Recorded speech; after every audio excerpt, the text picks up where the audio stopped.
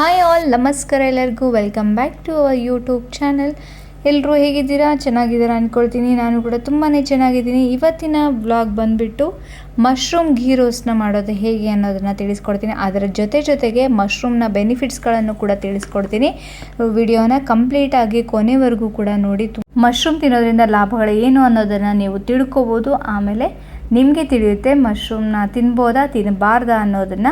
ಬನ್ನಿ ಇವತ್ತಿನ ವ್ಲಾಗ್ನ ಸ್ಟಾರ್ಟ್ ಮಾಡೋಣ. ಮೊದಲೇದಾಗಿ ಇಲ್ಲಿ ನಾವು ತೊಗೊಂಡಿರೋದು ಮೆಂತ್ಯ ಕಾಳು, ಹಾಗೆ ಧನಿಯಾ, ಸಾಸಿವೆ ಮತ್ತು ಕಾಳುಮೆಣಸು. ಇಲ್ಲಿ ನಾನು ನಮ್ಮ ಅಣ್ಣವ್ರ ಮನೆಗೆ ಹೋಗಿದ್ದೆ, ಅಲ್ಲಿ ಅದಕ್ಕೆ ಈ ರೆಸಿಪಿನ ಮಾಡಿದ್ದಾರೆ. ಸೊ ಆವಾಗ ನಾನು ಇದನ್ನು ಕ್ಯಾಪ್ಚರ್ ಮಾಡಿದ್ದೀನಿ. ಸೊ ನಿಮಗೂ ಕೂಡ ತಿಳಿಸೋಣ ಅಂತ. ಆ್ಯಂಡ್ ಸಖತ್ತಾಗಿ ಬಂದಿತ್ತು ಟೇಸ್ಟ್ ಅಂತೂ.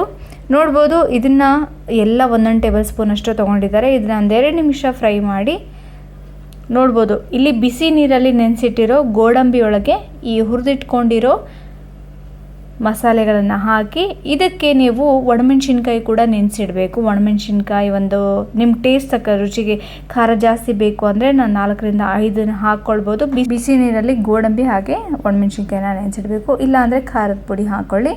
ಅದೇ ಪ್ಯಾನ್ಗೆ ಇಲ್ಲಿ ತುಪ್ಪ, ಮೇನ್ ಅಂದರೆ ಘೀ ರೋಸ್ಟ್ ಮಾಡೋದ್ರಿಂದ ತುಪ್ಪ ಜಾಸ್ತಿ ಬಳಸ್ತಾ ಇದ್ದೀವಿ. ಸೊ ತುಪ್ಪ ಕರಗಾದ್ಮೇಲೆ ಇದಕ್ಕೆ ಕಟ್ ಮಾಡ್ಕೊಂಡಿರೋ ಈ ಮಶ್ರೂಮ್ನ ಹಾಕ್ಕೊಳ್ತಾ ಇದ್ದೀವಿ. ಮಶ್ರೂಮ್ ತುಂಬಾ ಒಳ್ಳೆಯದು ಆರೋಗ್ಯಕ್ಕಂತೂ. ಮಶ್ರೂಮ್ ಡೀಟೇಲ್ ಏನು ಹೇಳಬೇಕು ಅಂದರೆ ಅದು ದೇಹಕ್ಕೆ ನಮಗೆ ಉಷ್ಣನ ಉಂಟು ಮಾಡುತ್ತೆ, ಜೊತೆಗೆ ಹೃದಯಕ್ಕೆ ತುಂಬಾ ಒಳ್ಳೆಯದು. ಇದರಲ್ಲಿ ಹೈ ಫೈಬರ್ ಇರೋದ್ರಿಂದ ಮಶ್ರೂಮ್ ತಿನ್ನೋದು ತುಂಬಾ ಒಳ್ಳೆಯದು. ನೋಡ್ಬೋದು, ಇಲ್ಲಿ ನಾನು ರೆಸಿಪಿನ ನಿಮಗೆ ಎಕ್ಸ್ಪ್ಲೇನ್ ಮಾಡಲ್ಲ, ವಿಡಿಯೋ ನೋಡ್ತಾ ಇದ್ದೀರ. ಜೊತೆಗೆ ನಾನು ಇದ್ರ ಬಗ್ಗೆ ಈ ಮಶ್ರೂಮ್ ತಿನ್ನೋದ್ರಿಂದ ಬೆನಿಫಿಟ್ಸ್ಗಳು ಕೂಡ ಹೇಳ್ತಾ ಇದ್ದೀನಿ. ಅರಿಶಿನ ಪುಡಿ ಹಾಕಿದ್ದಾರೆ.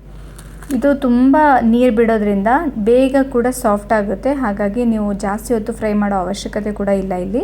ಆ್ಯಂಡ್ ಮಶ್ರೂಮ್ ತಿನ್ನೋದ್ರಿಂದ ಯಾರಿಗೆಲ್ಲ ಡೈಜೆಷನ್ ಪ್ರಾಬ್ಲಮ್ ಇದೆ, ಜೀರ್ಣ ಆಗೋಲ್ಲ ಅಂಥವ್ರಿಗೆ ಈ ಮಶ್ರೂಮು ವಾರಕ್ಕೊಂದು 3 ಸರಿ ತಿನ್ನೋದ್ರಿಂದ ಜೀರ್ಣಶಕ್ತಿ ಇನ್ನೂ ಇಂಪ್ರೂವ್ಮೆಂಟ್ ಆಗುತ್ತೆ. ಆಮೇಲೆ ಬ್ಲಡ್ಡಲ್ಲಿ ಕೆಟ್ಟ ಕೊಲೆಸ್ಟ್ರಾಲ್ ಎಲ್ಲ ಇರುತ್ತಲ್ಲ, ಅದು ಕೂಡ ನಿವಾರಿಸೋ ಅಂಥ ಶಕ್ತಿ ಈ ಮಶ್ರೂಮಲ್ಲಿದೆ. ಜೊತೆಗೆ ಇಲ್ಲಿ ವಿಟಮಿನ್ ಡಿ ಇರೋದ್ರಿಂದ ತುಂಬಾ ಒಳ್ಳೆಯದು. ಮೂಳೆಗಳು ಕೂಡ ಗಟ್ಟಿಯಾಗುತ್ತೆ.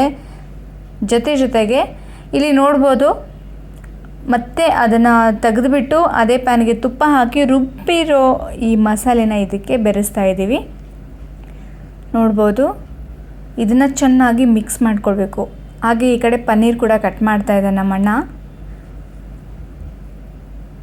ನೋಡಿ, ಕಲರ್ ಸಖತ್ತಾಗಿ ಬಂದಿದೆ. ಇದಕ್ಕೊಂದು ಸ್ವಲ್ಪ ಮತ್ತೆ ಎಕ್ಸ್ಟ್ರಾ ಖಾರ ಪುಡಿನ ಹಾಕಿದ್ದೀವಿ. ನಿಮಗೆ ಬೇಕು ಖಾರ ಅಂದರೆ ಹಾಕ್ಕೊಳ್ಬೋದು, ಇಲ್ಲಾಂದರೆ ಸ್ಕಿಪ್ ಮಾಡಿ ನೀವು. ಮಶ್ರೂಮ್ ತಿನ್ನೋದ್ರಿಂದ ಯಾರೆಲ್ಲ ಮಕ್ಕಳು ಅಂದರೆ ಫೀಡ್ ಮಾಡ್ತಾ ಇರ್ತೀರ ಅಂಥವ್ರಿಗೆ ತುಂಬಾ ಒಳ್ಳೆಯದು. ಹಾಲು ಉಣಿಸೋ ಅಂಥ ತಾಯಂದ್ರಿಗಂತೂ ಹಾಲು ಹೆಚ್ಚು ಮಾಡುತ್ತೆ ಈ ಮಶ್ರೂಮ್ ತಿನ್ನೋದ್ರಿಂದ. ನಾನ್ ವೆಜ್ ತಿಂದಾಗೆ ಅನಿಸುತ್ತೆ, ಹಾಗಾಗಿ ಇದು ನಾನ್ ವೆಜ್ ಇರ್ಬೋದು ಅಂತ ತುಂಬ ಜನ ಈ ಮಶ್ರೂಮ್ನ ತಿನ್ನೋದೇ ಇಲ್ಲ. ನಾವು ತುಂಬ ಮಾತಾಡಿಕೊಂಡು ಅದು ಇದು ಅಂತ ಹೇಳ್ಕೊಂಡು ಅಡುಗೆ ಮಾಡ್ತಿದ್ವಿ. ಅಣ್ಣ ಕೂಡ ಒಂದು ಹೇಳ್ತಾ ಇದ್ದಾನೆ, ಹೇಳ್ಬೋದು. ಅದ್ರ ಜೊತೆಗೆ ಇಲ್ಲಿ ನನ್ನ ಮಗಳು ಕೂಡ ತುಂಬ ಅಳ್ತಾ ಇದ್ಲು.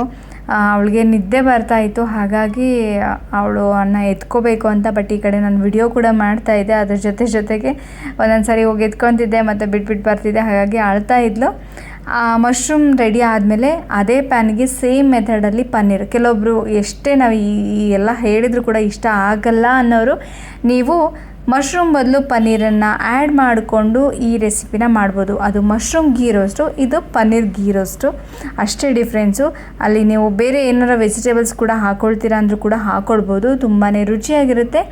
ಆ್ಯಂಡ್ ಇವತ್ತಿನ ಒಂದು ರೆಸಿಪಿ ನಿಮಗೆ ಇಷ್ಟ ಆಗಿದೆ ಅಂದ್ಕೊಳ್ತೀನಿ. ಜೊತೆಗೆ ನಾನು ಹೇಳಿರೋ ಈ ಮಶ್ರೂಮ್ ಬೆನಿಫಿಟ್ಸ್ಗಳನ್ನು ಕೂಡ ತಿಳ್ಕೊಂಡಿದ್ದೀರ ಅಂದ್ಕೊಳ್ಳಿ. ಇನ್ನೂ ಹೆಚ್ಚಿಗೆ ಇದೆ ಮಶ್ರೂಮ್ ಬೆನಿಫಿಟ್ಸು. ದೊಡ್ಡ ಕಾಯಿಲೆಗಳು ಕೂಡ ಈ ಮಶ್ರೂಮು ತುಂಬಾ ಒಳ್ಳೆಯದು ಹೇಳಿದ್ದೀನಿ.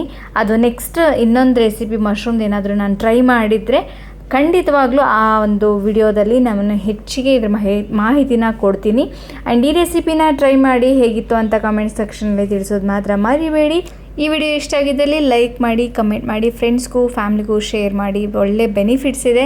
ಹಾಗೆಯೇ ಚಾನಲ್ನ ನೀವು ಯಾರಾದರೂ ಮೊದಲೇ ಬಾರಿ ನೋಡ್ತಾ ಇರೋರು ಚಾನಲ್ನ ಸಬ್ಸ್ಕ್ರೈಬ್ ಮಾಡ್ಕೊಳ್ಳಿ. ಹಾಗೆ ಪಕ್ಕದಲ್ಲಿರೋ ಬೆಲ್ ಐಕನ್ನ ಕ್ಲಿಕ್ ಮಾಡಿದರೆ ನಾನು ಅಪ್ಲೋಡ್ ಮಾಡೋ ವಿಡಿಯೋ ಪಟ್ ಅಂತ ನಿಮಗೆ ನೋಟಿಫಿಕೇಷನ್ ಬರುತ್ತೆ. ಇವತ್ತಿನ ವ್ಲಾಗ್ನ ಮುಗಿಸ್ತಾ ಇದ್ದೀನಿ. ಮತ್ತು ನಾಳೆ ಹೊಸ ವ್ಲಾಗ್ ಜೊತೆ ನಿಮ್ಮೆಲ್ಲರನ್ನ ಭೇಟಿ ಆಗ್ತೀನಿ. ಅಲ್ಲಿವರೆಗೂ bye and take care. Thank you.